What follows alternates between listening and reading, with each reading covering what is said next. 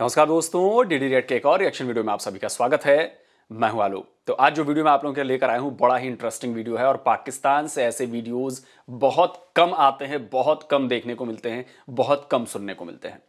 तो ये वीडियो है कैटलिस्ट रिकॉर्ड्स का हु ओन 1965, 1971, 1988 पाकिस्तान को 4 बार कैसे हार का सामना करना पड़ा। तो इस पर ये वीडियो है। तो मुझे लग रहा है कि बहुत ज्यादा इंटरेस्टिंग वीडियो होने वाला है, क्योंकि इस मामले में पाकिस्तानी बहुत बात करने से कतराते हैं और जो बात करते भी हैं उनको पता है कि वो झूठी बातें पढ़ाई जाती हैं, सिखाई जाती हैं, तो वही बोलते हैं। चलिए, तो इस वीडियो में क्या है आइए देखते हैं। हमारी बदकिस्मती ये है कि हमने अपने बच्चों को ना तारीख ही नहीं सही पढ़ाई। ठीक है, हम कहते हैं कि पाकिस्तान ने 1965 की जंग में इंडिया को ये कर दिया, वो कर दिया, वो कर दिया। टू बी ऑनेस्टली अगर आप ट्रू हिस्ट्री पढ़ें, सारी जंगें शुरू भी हमने की हैं, सारी जंगें हारे भी हमने हैं। टू बी ऑनेस्टली अगर आप 1965, 1971, 1988, 1999 सियाचिन। कमाल है यार, ये बंदा पाकिस्तान में इंटरव्यू हुआ है ना भाई। मुझे लग तो ये रहा है कि क्योंकि कैटलिस्ट रिकॉर्ड वाले ये भाई साहब जो हैं वो लाहौर में इंटरव्यू करते हैं और मुझे लग रहा है कि लाहौर ही है। पाकिस्तान में, पाकिस्तान की ज़मीन पर इस तरह से हार को स्वीकार करना, मतलब मुझे हजम नहीं हो रहा। अगर ये भाई कह रहे हैं तो बड़ी बात है, ये बहुत बड़ी बात है। सियाचिन, कारगिल, 71, 65 ये सारी जंगें देख लें, सब के सब शुरू ही हमने किए हैं। ऑपरेशन शुरू किए जासूसी के अयूब खान साहब ने, वो लीड कर गया हमें इन दी एंड जाके जंग की तरफ। ठीक है, हम अपनी कौम को ये कहते हैं कि हमने उनको ये कर दिया, उनको वो कर दिया। इन दी एंड हम वो जंग हारे हैं। हम शहीदों के खून पे कारोबार करते हैं। हमें बड़ा नाज है पाकिस्तान पे। 1970 में हमने बलूचिस्तान लिया। 1971 में बलूचिस्तान ने पाकिस्तान के साथ जो है अनेक्शन किया। उससे पहले तक वो पाकिस्तान का पार्ट नहीं था। उससे पहले तक वहाँ पे फ़ौज जिस तरह से भी चीज़ों को मैनेज कर रहे थे, चला रहे थे। 1971 में ऑफिशियली और उधर के सरदारों ने ये मुआहदा किया हुआ है कि आप हमारी इजाज़त के और हमारी मर्ज़ी के बगैर कोई सड़क भी नहीं बना सकते। अरे प्राइम मिनिस्टर शहबाज शरीफ की तरफ से स्टेटमेंट आई है कि पिछली अगर हम जितनी भी जंगें उठा के देखें जो पाकिस्तान और भारत के दरमियान हुई हैं, उसमें एट द एंड सफ़र पाकिस्तान ने ही किया है। आप गुर्बत उठा के देख लें तो गुर्बत का रेशो यहाँ पे बढ़ा है। आप कोई भी चीज़ उठा के देख लें, जो सफ़र जो किया है वो पाकिस्तान ने किया है। अब 1971 की जंग में भी जो बांग्लादेश हमसे अलग हुआ, उसमें आपको क्या लगता है? हम अक्सर कश्मीर का जिक्र करते हैं, हमने बांग्लादेश के साथ क्या किया है? ज़्यादती की है। बांग्लादेश के पास एक राइट था कि वो ढाका को कैपिटल बनाते। बांग्लादेश के पास एक राइट था कि वो जमहूरियत है ना, आप जमहूरियत की अगर बात करें तो जमहूरी तौर पे तो वो जीत गए थे। उनके पास एक राइट था कि वो उसको गवर्न करते, और आज हमने उनके साथ ज़्यादती की तो हम पीछे रह गए हैं। उनको कोई नुकसान नहीं हुआ, वो हमारे से आगे निकल गए हैं। बांग्लादेश के अंदर एक औरत दिन में 4 टी-शर्ट्स जो है ना वो सी लेती है, अगर उसने हाथ से सीनी हो ना, सारा कुछ करना हो। पाकिस्तान में इसकी रेशियो है 1.4। हमारी आबादी भी उनसे ज़्यादा है। हम ईमानदार नहीं हैं। आप OLX के CEO का एक ट्वीट है, कभी वो पढ़ें तो उनसे भी किसी ने यही सवाल किया था कि पाकिस्तान में ये क्या मामलात है, क्या मसाइल हैं, ई-कॉमर्स और टेक्नोलॉजी ये चीज़ें इतनी बेहतर तरीके से क्यों नहीं आगे चल पा रही। तो उस बंदे का भी जवाब यही था कि हमारे जो मर्चेंट्स हैं ना, जो लोगों को चीज़ें देते हैं, बेचते हैं, उन लोगों में ईमानदारी नहीं है।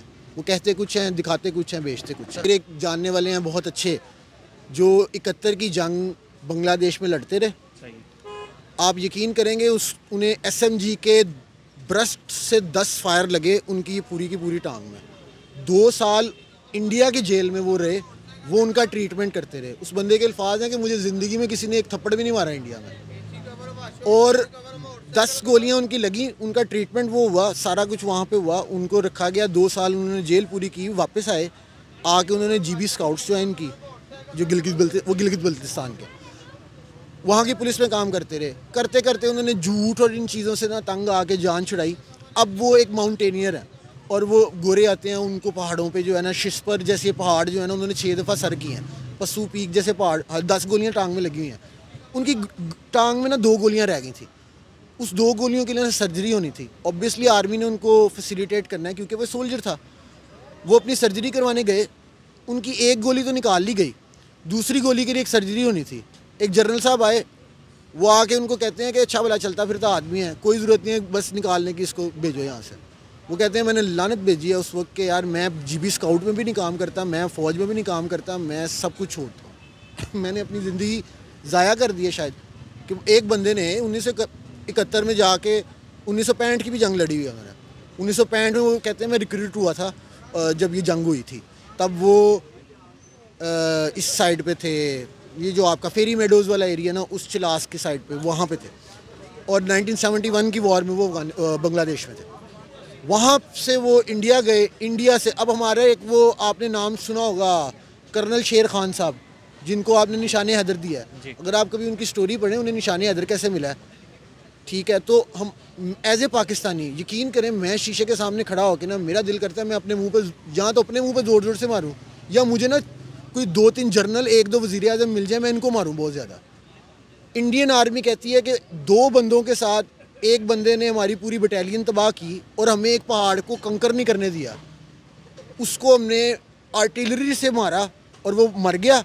एंड देन नीचे से ब्रिगेडियर ने इंडियन आर्मी के स्पेशल भेजा ऊपर बंदे को कि जाके ना उसको लेके आओ। वो बंदा कौन है यार? वो अकेले बंदे ने हमें इतना परेशान किया है और हमें लग रहा है कि पूरी फौज लड़ रही है ऊपर से।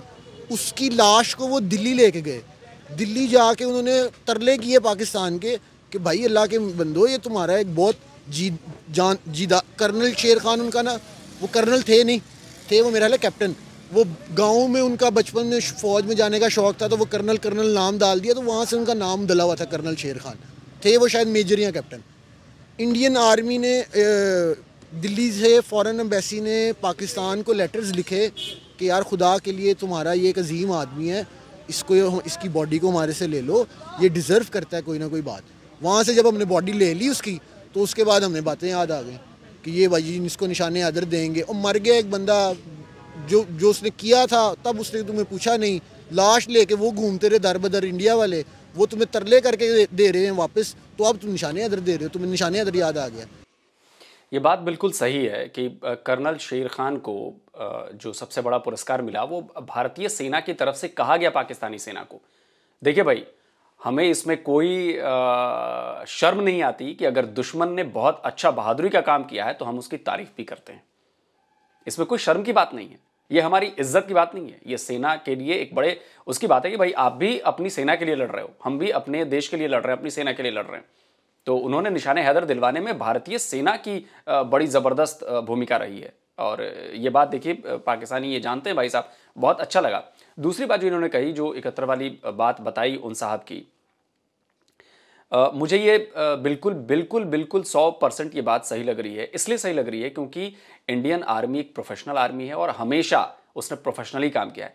करगिल जंग में भी आपने देखा होगा कि पाकिस्तान ने अपनी सेना के जवानों के शव लेने से इनकार कर दिया था, और बाद में जब मान गए कि हाँ जी हमारे बंदे थे, ये थे, वो थे, तो कुछ बॉडीज़ आके वापस पाकिस्तानी सेना के लोग ले गए थे।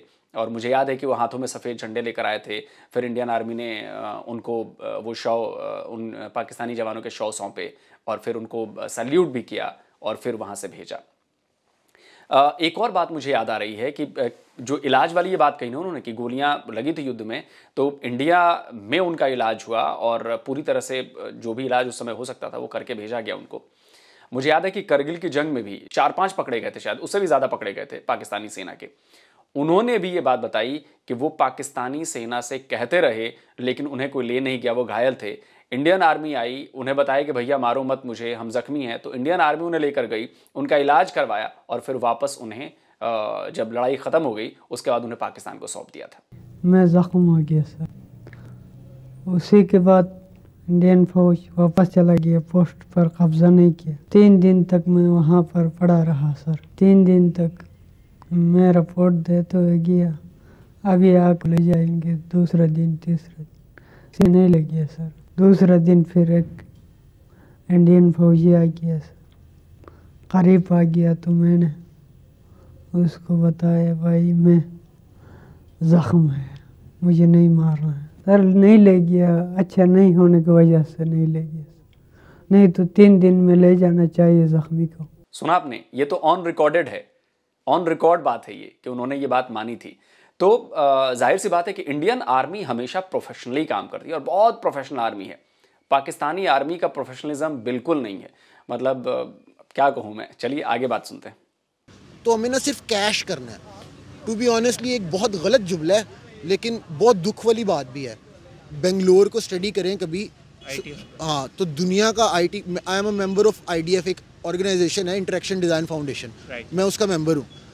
मैं उस ऑर्गेनाइजेशन के अंदर जब लोग देखता हूँ ना, तो मुझे बड़ी परेशानी होती है कि पाकिस्तान में तो दुनिया में से कोई भी नहीं है, सारे का सारी क्रीम बैठी ही बेंगलोर में और वहाँ पे जो है वो काम कर रही है, ठीक है। तो वो लोग डॉन नॉर्मन जो एक साइकोलॉजिस्ट और साइंटिस्ट है, उसने पूरी दुनिया को ना ये लफ्ज़ बताया था कि यूज़र एक्सपीरियंस क्या होता है। ये टर्म दुनिया में माइक्रोसॉफ्ट में और एप्पल में जाके ना उस पर्सन ने इंट्रोड्यूस करवाई थी। वो बंदा इंडिया में जाके काम करता है, इंडिया की प्रॉब्लम्स को रिजॉल्व करने की कोशिश करता है। मौजूदा करंट टाइम के अंदर देखा जाए तो यूके की तरफ से स्टेटमेंट आई है कि इस टाइम पूरी दुनिया की पॉलिटिक्स के अंदर अगर देखा जाए तो सबसे स्ट्रॉन्गेस्ट जो है वो इंडियन प्राइम मिनिस्टर जा रहे हैं।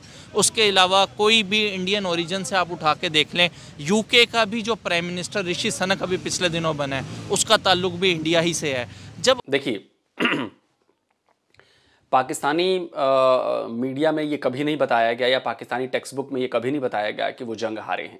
हाँ, ये अलग बात है कि उनके यहाँ से ही ये हमेशा कहा गया है कुछ आर्मी के लोगों ने, एयरफोर्स के लोगों ने, कि भाई हमें बहुत नुकसान हुआ और एक तरह से हम जंग हारे हैं। ये वीडियो क्लिप्स मैं कई बार दिखा चुका हूँ, तो दोबारा वो दिखाने का मतलब नहीं है। अमेरिका के CIA के एनालिस्ट भी कई बार ये कह चुके हैं कि जी सारी जंगें जो हैं वो पाकिस्तान हारा है। तो चलिए, वो कई बार मैं क्लिप दिखा चुका हूँ, तो दिखाने का मतलब नहीं है, वीडियो बहुत बड़ा हो जाएगा। भाई खुद बोल रहा है, इससे बड़ा सबूत और क्या होगा। देखिए, पाकिस्तान की सबसे बड़ी दिक्कत है कि वो सच्चाई स्वीकार करने से डरता है, और क्योंकि बचपन से उन्होंने अपने आवाम के मन में ये बात बिठा दी है, और आवाम भी इस बात पर यकीन करती है कि जी एक मुसलमान 10 काफिर पर भारी है। पाकिस्तानी मुसलमानों की बात कर रहा हूं मैं, जिनके दिमाग में बात बिठाई गई है। तो फिर तो सारी जंगें उन्हें जीतनी चाहिए। तो इसके सबूत के लिए कहते हैं कि जी हम सारी जंगें हम जीते हैं। और मुझे याद है कि जो सबसे ताज़ा लड़ाई हुई थी 1999 वाली, करगिल वॉर वाली, जिसका जिक्र भी इन्होंने भाई साहब ने किया, तो अभी भी कई पाकिस्तानी, कई क्या मतलब ज़्यादातर पाकिस्तानी कमेंट्स में ये लिखते हैं कि हाँ देखा था, हमने तो तुम्हें पकड़ लिया था और सेना हमारी चढ़ गई थी और तुम्हें तो अमेरिका के पास भागना पड़ा था, अमेरिका के सामने घुटने टेकने पड़े थे, तब जाकर दबाव बढ़ गया तो हमारे नवाज शरीफ ने छुड़वा दिया, नहीं तो ये था नवाज शरीफ ही गद्दार निकला था, नहीं तो हम तो जीत ही चुके थे। ये बिल्कुल उलट बात है, बिल्कुल उलट बात है, क्योंकि नवाज शरीफ गए थे वहां पर, और ये डॉक्यूमेंटेड है ये सारी चीज़ें। नवाज शरीफ गए थे और वो उन्होंने बोला था कि भाई किसी तरह हमारी जान बचाइए इस लड़ाई से। Musharraf requested Nawaz Sharif he requested कि जी आप जाएं अमेरिका जाएं और इंटरवीन करवाएं, इसको क्लिंटन से इंटरवीन करवाएं। और जो ही वो चले गए, इसने एकदम शुरू कर दिया ये प्रोपेगेंडा कि हम तो जीत रहे थे, अब ये चला गया, हमें वहां जाके एक्सेप्ट कर लेगा। तो मैं आपको रेकमेंड करूंगा कि इस सच्चाई को जानने के लिए आप सभी कुकू FM पर जाइए, और वहां पर एक ऑडियो बुक है, उसका नाम है करगिल वॉर सागा। इसको आप जरूर सुनिए।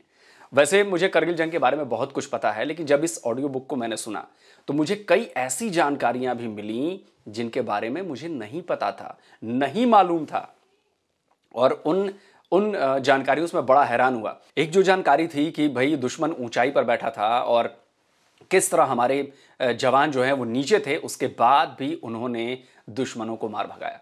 और इसकी जो डिटेलिंग है उसमें बड़ी जबरदस्त डिटेलिंग है भाई।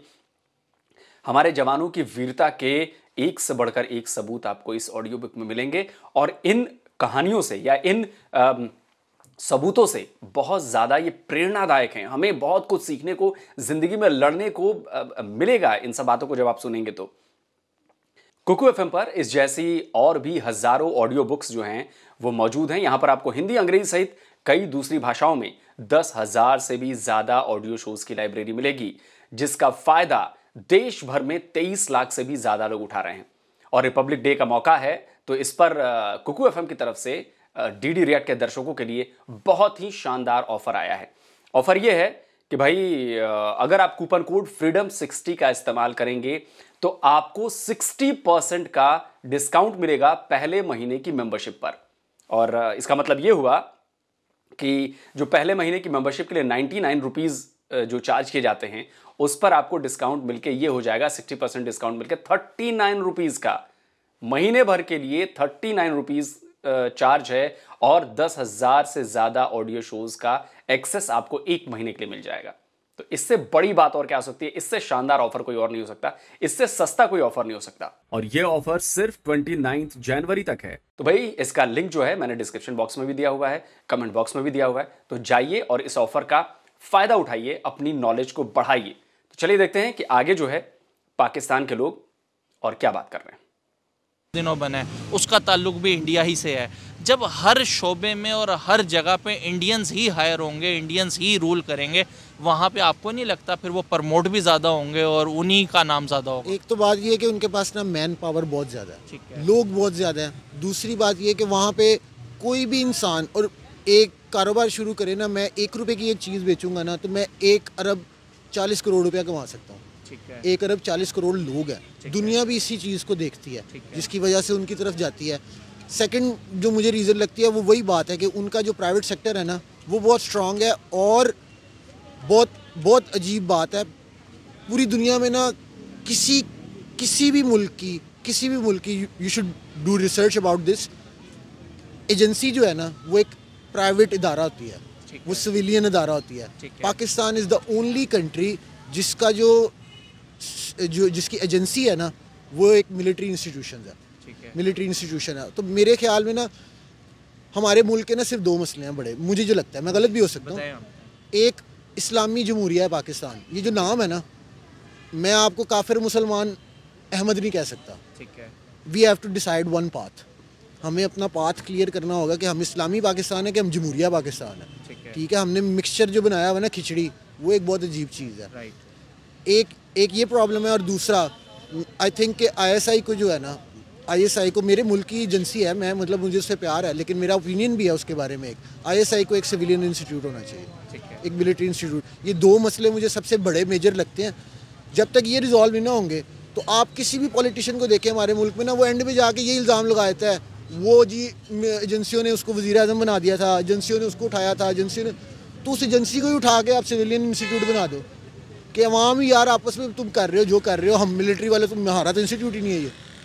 पूरी दुनिया की agency, Mossad, rock, black water, CIA, कोई भी आप नाम ले लें, ये सब की सब एक सिविलियन इंस्टीट्यूशंस कहलाई जाती हैं। Pakistan is the only country जिसकी एजेंसी जो है वो एक मिलिट्री इंस्टीट्यूशन है। एक ये मुझे याद है कि जो हमारी RANW है, रिसर्च एंड एनालिसिस विंग, जिसे पाकिस्तान में रा के नाम से जाना जाता है, वो वाकई वो IPS डील कर रहे होते हैं, उनके चीफ होते हैं। मतलब मिलिट्री का मुझे याद नहीं है कि कोई बंदा मिलिट्री का जनरल या ऐसा कोई बंदा जो है उसने रॉ को हेड किया है, मुझे अभी याद नहीं है। चलिए, आप लोगों को अगर याद हो तो मुझे बताइएगा, लेकिन मुझे जहाँ तक याद है, मुझे याद नहीं है कि ऐसा हुआ होगा। तो जाहिर सी बात है कि जो IPS उनको होल्ड कर रहे हैं, तो जाहिर सी बात है कि वो पुलिस सर्विस से गए हैं, और वो पुलिस सर्विस जो है वो मिलिट्री ऑर्गेनाइजेशन नहीं है। प्रॉब्लम है। और दूसरा, हम इस्लामी जमहूरिया पाकिस्तान में ना गुमराह हैं। हमारी जो 2% ऑफ द एलीट है उसको जमहूरिया पाकिस्तान चाहिए, हमारी 98% ऑफ पॉपुलेशन जो है ना उसको इस्लामी पाकिस्तान चाहिए। अब हमने लॉज भी जो है ना उसके अकॉर्डिंगली चीज़ों में बनाए हुए हैं। ठीक है, अब हमारे मुल्क में सूद भी अलाउ है, लेकिन आप वज़ीर आज़म नहीं बन सकते अगर आप मुसलमान नहीं हो। मतलब वज़ीर आज़म नहीं बन सकते अगर आप मुसलमान नहीं हो। तो मुसलमान कहता है कि सूद हराम है, सूद लेकिन अलाउ है। 23 साल जमात इस्लामी को लगे हैं, 23 साल लगे हैं उनको इस सूद के ख़िलाफ़ केस में अपने आप को जितवाने के लिए। और उस पर हर दौर की गवर्नमेंट ने स्टे लिया कि मेरी अगर औकात इतनी है ना कि मैं इशारा तोड़ सकता हूँ तो मैं इशारा तोड़ लूँगा, सही, मैं मैं नहीं रुकूंगा। मैं अगर DSP का बेटा हूँ तो मेरी थोड़ी सी औकात बढ़ गई है, सही। मैं गली के चौक में खड़े होकर फायर भी 4 निकाल लूँगा, मुझे कोई मसला नहीं है। मैं फिर इसी तरह जो वज़ीर आज़म का बेटा है उसकी फिर थोड़ी सी ज़्यादा औकात मुझे होगी। ये बताएं, मौजूदा करंट टाइम के अंदर भारत इस टाइम हमसे कितना तरक्की कर चुका है? बिल्कुल, बहुत ज़्यादा तरक्की कर चुका है, क्योंकि उनकी मजमूई तौर पे कौम काम करती है, लोग काम करते हैं, सोसाइटी काम करती है। पॉलिटिशियंस, आर्मी, इंस्टीट्यूशंस, जिन लोगों से हमें मसले हैं ना वो बाहर से नहीं आए, वो हमारी कौम में से निकले हैं। ठीक है। अब अगर हम, क्या अयूब खान बाहर से आया था? नहीं, वो भी हमारी कौम में से निकला ना कहीं ना कहीं। ज़ियाउल हक बाहर से आया था? नहीं, वो भी हमारी कौम से निकला। भुट्टो बाहर से नहीं आया था, वो भी हमारी कौम में से निकला। नवाज शरीफ, इमरान खान, ये बाहर से नहीं आए, ये हमारी कौम का हिस्सा है, हमारी सोसाइटी है। हमने अपनी सोसाइटी को शुरू से ही शायद उस तरीके से ना ग्रूम नहीं किया जैसे करना चाहिए था। ये डिफरेंस है हमारे में और इंडियंस में थोड़ा सा। बाकी मसले मसाइल उनके भी वही हैं जो हमारे वाले हैं, लेकिन ना सोसाइटियाँ काम बेहतर करती हैं। वहाँ पे रिलायंस एक कंपनी है, फेसबुक के साथ मुआहदा करती है, किसी गवर्नमेंट का कोई काम नहीं है उसमें। ठीक है, एक प्राइवेट सेक्टर है, प्राइवेट सेक्टर काम करता है। टाटा एक प्राइवेट सेक्टर है। पाकिस्तान में मसला ये है कि आप जितनी मर्जी मेहनत कर लें, आप डीजी सीमेंट से ज़्यादा अच्छा सीमेंट नहीं बना सकते। आपको लाइसेंस ही नहीं मिलेगा, आपके ऊपर और बड़े मसाइल आ जाएंगे। आप जितनी मर्जी मेहनत कर लें, आप एंग्रो से ऊपर नहीं अपनी कंपनी लेके जा सकते, क्योंकि एंग्रो जिनकी है ना, वो नहीं कभी भी चाहेंगे कि आप उनसे ऊपर जाएं। तो मैं तो वैसे अजीब सी बात है, मैं ये समझता हूँ पाकिस्तान एक सब कंट्री है डिफेंस हाउसिंग अथॉरिटी की। मेरा अपना मानना ये है, पाकिस्तान एक सब कंट्री है डिफेंस हाउसिंग अथॉरिटी। अच्छा, मैं आपको ये बहुत बड़ी बात कही है उन्होंने। मैं इसको सीधे और सरल शब्दों में समझा देता हूँ कि जो एक वो कहा जाता है ना, दुनिया में बड़ा कहा जाता है, भारत में भी सुना जाता है कि भाई सारे देशों के पास उनकी आर्मी होती है, पाकिस्तानी आर्मी के पास एक देश है, उनका देश है। सोचिए कितनी बड़ी बात है। और ये वही बात जो है वो थोड़े इन्होंने आराम से बताया, लुका छुपा कर बताया, कि डायरेक्टली नहीं बताया। तो ये डायरेक्टली बात यही है। आप अभी अगर देखेंगे, पाकिस्तान के लोग बेहतर जानते होंगे, जहां तक मेरी जानकारी है, जितने भी बड़े बड़े इदारे हैं, आपके जो संस्थाएं हैं, वहां पर या तो सर्विंग मिलिट्री का बंदा बैठा होगा या रिटायर्ड मिलिट्री का बंदा बैठा होगा। मतलब उनके जो चीफ हैं वो या तो रिटायर्ड फौजी हैं या फिर सर्विंग फौजी है। और संस्था कोई भी हो, स्पोर्ट्स की हो, एडमिनिस्ट्रेशन की हो, कुछ भी हो, व्हाटएवर, एग्रीकल्चर की हो, व्हाटएवर, आप पता करिएगा तो आपको मेरी बातों पर भरोसा होगा, पता कर लीजिएगा। दूसरी बात जो इन्होंने कही थी कि जी इस्लामी जमहूरिया मुल्क, मैं हमेशा अपने वीडियोस में ये बात कहता हूं कि ये गलत न्यू डाली गई है। इस्लामिक जमहूरिया नाम की कोई चीज हो ही नहीं सकती, नहीं हो सकता ना, दोनों अलग अलग चीजें हैं। तो हुआ यह है कि अगर या तो आप इस्लामिक मुल्क हैं या फिर आप जमहूरिया मतलब डेमोक्रेटिक मुल्क हैं। इस्लामी जो रूल है, जिस हिसाब से रूल के नियम बनाए गए हैं, उसमें डेमोक्रेसी है ही नहीं, उसमें डेमोक्रेसी नहीं है। तो ये दोनों एक साथ ही चीजें हो ही नहीं सकती। तो वही मैं कहता हूं कि ये बात मैं हमेशा रिपीट करता हूं और ये बात भाई ने कह दी। एक बात बताऊं बड़ी मज़ेदार, अभी मौजूदा करंट टाइम में कोई अनाउंसमेंट हो कि पाकिस्तान और भारत का क्रिकेट मैच होने जा रहा है, तो हर जगह पे बड़ी बड़ी स्क्रीन्स लग जाएंगी और मतलब एक शोर शराबा होगा, हरा दिया हमने, हम जीत गए।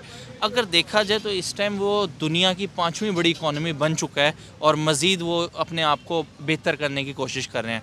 ऑटोमोबाइल सेक्टर की अगर मैं बात करूं तो यहाँ पे जो हम आईफोन यूज़ करते हैं, जिस प्राइस में यहाँ पे मोबाइल आता है, उस प्राइस में वहाँ पे 4 व्हीलर कार आ जाती है। आप कोई भी चीज़ उठा के देख लें, कोई भी सेक्टर आप उठा के देख लें, इस टाइम पूरी दुनिया अपनी डिपेंडेंसी शो कर रही है उनके मेड इन इंडिया प्रोग्राम के ऊपर। आपको नहीं लगता क्रिकेट मैच के अलावा कुछ पॉजिटिव चीज़ों को भी हमें उनसे लेके सीखना चाहिए और अपने अंदर इम्प्रूव करना चाहिए? थोड़ी देर पहले जो मैं अभी आपको बात कर रहा था ना रिलायंस की, इसी तरह टाटा वहाँ की आर्मी की गाड़ियाँ भी बनाती है। टाटा वहाँ पे लोकल गाड़ियों की जो मैन्युफैक्चरिंग है ना, आप उनकी कुछ वीडियोस देखें कि वो गाड़ी को ना ला के दीवार में ज़ोर से मार के टेस्ट करने के लिए चेक करते हैं कि हमारी गाड़ी कितनी मजबूत है। ठीक है। तो क्या वो गवर्नमेंट का सेक्टर है? नहीं, वो प्राइवेट सेक्टर था, वो अवाम थी, वो मुआशरा है, वो लोग हैं। ठीक है। अब ऑब्वियसली हमारे यहाँ पे मसला ये है कि जब अवाम, मुआशरा और लोग कोई काम करने की कोशिश करते हैं, कुछ करना चाहते हैं ना, तो उनके ऊपर कुछ जो 2% ऑफ पाकिस्तान है ना, जो 2% ऑफ पाकिस्तान जिसके लिए पूरा पाकिस्तान काम कर रहा होता है, बाकी 98%, वो 2% ऑफ पाकिस्तान उन 98 में से किसी को उस जगह पे आने नहीं देते। पे भी एक एलीट क्लास है, लेकिन due to more manpower, एक तो वो एलीट क्लास बहुत ज़्यादा है। दूसरा, आपने बात की थी इजराइल की, मुझे अच्छी लगी है वो बात। क्या इजराइल, मैं आपसे क्वेश्चन करता हूँ, क्या इजराइल इस्लामी रिलीजियस स्टेट है कि डेमोक्रेटिक स्टेट है? रिलीजियस स्टेट है। वो अपनी कौम को अपनी आइडेंटिटी से, यहूदियत से पहचान देते हैं। आप यहूदी हो, आप चाहे सारी ज़िंदगी रशिया में रहते रहे हो, if you want to go to Israel, Israel will accommodate you. सही। ठीक है, तो वो एक रिलीजियस एस्पेक्ट बन जाता है, वो क्या नाम है, डेमोक्रेटिक नहीं है। हमारे वज़ीर आज़म की तरफ से नहीं, इस मामले में भाई साहब थोड़ी सी आपको अपनी नॉलेज सुधार करने की ज़रूरत है। What is democracy? आइडेंटिटी एक अलग चीज़ है, वो यहूदी हैं, ये उनकी आइडेंटिटी है, लेकिन जिस तरह से वो अपने देश में रहते हैं दैट इज़ डेमोक्रेटिक। वो डेमोक्रेसी में रहते हैं, इलेक्शंस होते हैं, लोग चुनते हैं अपने नेता को, उनको पीएम बनाते हैं, प्रेसिडेंट बनाते हैं। पीपल विल डिसाइड कि कौन होगा मेरा पीएम। ये डेमोक्रेसी है। अपना राजा वो कोई ऊपर से आके नहीं थोपते, वो लोग चुनते हैं कि भाई ये हमारे पीएम बनेंगे, ये हम पर राज करेंगे इतने सालों के लिए। उनकी पहचान को उनके डेमोक्रेटिक वैल्यू से मत ऐड कीजिए भाई। स्टेटमेंट आई है कि जब मैं यूएई गया तो वहाँ के सदर से मेरी मुलाकात हुई, और जब मैंने उसका मतलब एक माहौल बड़ा खुशगवार था, मुझे लगा इमदाद थोड़ी और मांग लेनी चाहिए, और मैंने $1 अरब की और अपील कर दी वहाँ पे। एक एंकर को इंटरव्यू इंटरनेशनल मीडिया में देते हुए वो कहता है प्लीज़ हेल्प अस, और इसको पूरी दुनिया का मीडिया उठाता है कि एक कंट्री का वज़ीर आज़म एक एंकर को कह रहा है प्लीज़ हेल्प अस। उसके अलावा और भी बेतहाशा स्टेटमेंट्स हैं जो मतलब इस तरह ही हैं। इस तरह की कोई स्टेटमेंट हमारी नेबर कंट्री इंडिया के प्राइम मिनिस्टर नरेंद्र मोदी की तरफ से क्यों नहीं आती? तो उनका प्राइवेट सेक्टर बहुत स्ट्रांग है, जो ना जॉब्स और ये चीज़ें वगैरह पैदा कर लेता है। ठीक है, गवर्नमेंट अगर कुछ नहीं भी कर पाती और तो वो प्राइवेट सेक्टर से उसको फ़ायदा मिलता रहता है। ठीक है, एक तो मुझे ये रीज़न लगती है industry, made in India program हो गया ना, वो तो मेड इन इंडिया प्रोग्राम हो गया जिसके तहत वो हर चीज़ अपनी कंट्री में खुद बना रहे हैं। लेकिन यहाँ मैं आपसे बात कर रहा हूँ स्पेसिफिक प्राइम मिनिस्टर्स की। अगर शहबाज शरीफ और नरेंद्र मोदी की बात की जाए तो जो यहाँ पे ब्लंट मारे जाते हैं उस तरह का कोई ब्लंट वहाँ से क्यों नहीं सुनने को मिलता? क्योंकि वही बात है ना, मैं एक बच्चा चोरी कर रहा है तो वो चोरी किसी वजह से करेगा ना, उसके उनके पास वो वजह नहीं है कि वो ब्लंट मारे इस तरह का। उनके पास ऑलरेडी अपना सब कुछ मौजूद है, तो वो उस पर खुद कफील हैं वो, और उनकी इकोनॉमी अब 5 ट्रिलियन की तरफ जाने की वो सोच रही है। ठीक है, अभी रिसेंटली सऊदी अरब ने उनको बीट किया कि वो उनसे ऊपर जाना शुरू हो गया, अदरवाइज वो दुनिया की सबसे फास्टेस्ट ग्रोइंग इकोनॉमी में से एक थी। कराची चैम्बर ऑफ कॉमर्स के अंदर शब्बर जैदी के टाइम के अंदर ये ऐलान हुआ कि जितने लोग जो है ना स्मगलिंग की चीज़ें बेचते हैं इन्हें पकड़ा जाए। अब हम पाकिस्तानी यूथ हैं, हमें पता है बेंसन डबल ओ कहीं से भी मिल जाता है। बेंसन डबल ओ आपको कहीं से भी जो मिलता है वो स्मगल होके आता है यहाँ पे। आप जो बेच रहे हो उसको पकड़ रहे हो, जिसने स्मगल करवाया है, जिस ब्रिगेडियर साहब का वो माल स्मगल होके आया है बॉर्डर से, उसको क्यों नहीं पकड़ा? जो मुल्क में लेके आया है, बगैर उसके कैसे आ सकता है मुल्क में? बगैर कस्टम बाद में आती है, फौज पहले आती है बॉर्डर के अंदर एंट्री के टाइम। वो ब्रिगेडियर साहब का माल क्लियर होके डबल ओ बिकता है, उसको नहीं पकड़ना आपने उसको पकड़ना दुकानदार को, जिसने वो माल बिका, उसके सामने आगे पड़ा हुआ, बोली लगी, रेट लगा, उसने कहा चलो यार खरीदते हैं, बिकना तो है, उसने खरीद के दुकान में रख लिया, आपने दुकानदार को जाके पकड़ लिया। ये आप शब्बर जैदी के टाइम में ना कराची चैम्बर ऑफ कॉमर्स की जो बंदे की वो स्पीच सुने जो उसने उस टाइम दी थी, तो उसका मुद्दा ये था कि आप उन लोगों को पकड़ते नहीं हैं कि जो लोग पकड़ने जो लोग बेच रहे हैं उस रास्ते को बंद नहीं करते जहाँ से वो स्मगल होके आ रहा है। तो मेरे ख्याल में तो 80% जिम्मेदार जो है ना वो पाकिस्तान की मिलिट्री को देता हूँ, पाकिस्तान की आज की हालत का। 20% जिम्मेदारी मेरे ख्याल में जो है ना वो 2% ऑफ द एलीट की जाती है। जो ऐसे ही हालात रहते हैं तो फ्यूचर क्या देख रहे हैं आप? कहीं सर्वाइवल को ख़तरा तो नहीं? सर्वाइवल का ख़तरा नहीं है। सही, हाँ, सर्वाइवल का ख़तरा नहीं है। वो इस वजह से कि जिस इंस्टीट्यूशन को हम सब गालियाँ दे रहे हैं उस इंस्टीट्यूशन की बका इस मुल्क की बका में ही है। अगर वो मुल्क की टूट जाए तो वो इंस्टीट्यूशन क्या करेगा? अचार बेचेगा। उसको अवाम को बेवकूफ़ बनाना है और वो इसी तरह वो चलता रहेगा। पाकिस्तान एक सब कंट्री है डिफेंस हाउसिंग अथॉरिटी की। जब तक डिफेंस हाउसिंग अथॉरिटी पाकिस्तान का एक सब इदारा नहीं ना बनेगा या पाकिस्तान के अंदर एक सोसाइटी नहीं बनेगी, तब तक हम नहीं कामयाब हो सकते। चलिए दोस्तों, वीडियो ख़त्म हो गया और मुझे तो इन भाई की सेफ्टी की मतलब चिंता हो रही है कि इतनी बातें इन्होंने बोली है, ऑन कैमरा बोली हैं, फ़ौज के ख़िलाफ़ बोली हैं, पॉलिटिकल लीडरशिप के भी ख़िलाफ़ बोली हैं, भारत की तारीफ़ की है इतनी सारी। तो भाई आप सेफ रहिए। बहुत हिम्मत चाहिए होती है सच्ची बात बोलने की, सच बात बताने की और सच बात स्वीकार करने की। तो इसके लिए इस इंडियन की तरफ से सलाम है भाई आपको कि आपने ये सही सही बातें बोली। रही बात जंग की, तो जो इन्होंने बात बोली है बिल्कुल सही है। 4 जंगें हारे हैं और कई पाकिस्तानी ब्रिगेडियर, मेजर जनरल उनकी किताबें हैं। आप जाएंगे, जनरल मूसा खान हैं, बाकी और भी कई लोगों की किताबें हैं। वो जाके आप किताबें पढ़ेंगे तो आपको समझ में आ जाएगा कि जब फ़ौज के लोग ही लिखने लगें कि भाई हम जंग हारे हैं तो बात माननी पड़ेगी आपको। और दूसरी बात, मैं एक सिंपल सवाल पूछता हूँ कि जो भी जंग हुई उनकी वजह जानिए कि क्यों हुई, और क्या जो जिस वजह के लिए जंग हुई क्या वो वजह क्या उस पर हक पा लिया पाकिस्तान की सेना ने? नहीं पाए। उल्टा आप 71 में अपना आधा मुल्क गवा बैठे हैं। आप 88 की जो बात हो रही है, 88 की बात तो शायद सियाचिन 88 के नहीं, 84 का है मामला शायद, जहाँ तक मुझे याद है, शायद 88 का या 84। खैर सियाचिन वाली ही बात होगी, वो भी आप गवा बैठे। तो कुल मिलाकर भाई अब मुझसे रहा नहीं जा रहा, फिर भी मैं जो पाकिस्तानी और जो इंटरनेशनल जो लोग जिन्होंने बोला है कि भाई कैसे जंग हारे पाकिस्तान के लोग, वो मैं एक बार फिर से सुनवा देता हूं, सुन लीजिए। इन्होंने कतर की जंग हारी, आपने पूछा उनसे कि आपने कतर की जंग हारी? 65 में फेक जो है विक्ट्री डिक्लेयर की, वो पूछा आपने? इन्होंने सियाचिन हारा, आपने पूछा उनसे? इन्होंने कारगिल हारा, आपने? The Pakistani army has lost every war it's fought with India, from the original war in 1947 until the latest war in 1999. 65 की जीती नहीं थी जी। 65 की जंग अगर आप जनरल मूसा खान साहब की किताब देख लें तो उससे मालूम होता है कि 14 दिन के अंदर अंदर हमारा सारा जखीरा खत्म हो गया था, और फिर उसके बाद हमने दोस्त मुल्कों से अपील की कि आप जंगबंदी के लिए कुछ कर दीजिए। चुनाचे हमने तमाम जंगें हारी हैं। जंग जीती या हारी? नहीं, ये जंग जीती तो नहीं, क्योंकि जो आपका मकसद था कश्मीर लेना वो तो हुआ नहीं, जंग छिड़ गई। सुन लिया आपने?